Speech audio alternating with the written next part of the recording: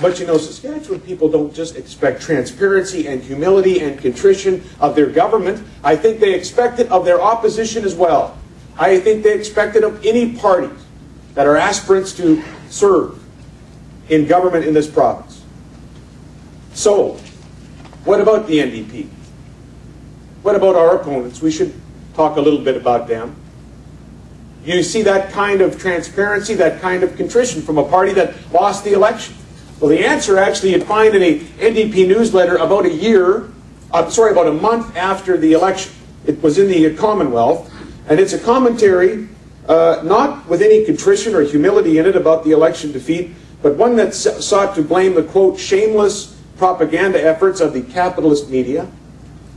That was one reason. The other note in here, in this commentary, as a bit of a dissection of what happened in the election campaign, was that the Saskatchewan Party had succeeded in, quote, suckering the voters. And finally, that when the case was trying to be made about why I was making the promises I was making in the campaign, it said this, that this was essential to keep his rural redneck base happy.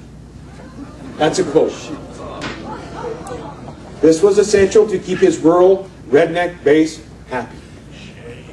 Not a lot of contrition, not a lot of humility, and if I may, on behalf again of our party and all of you, I'd like to introduce the author of this and the NDP to the base of our party.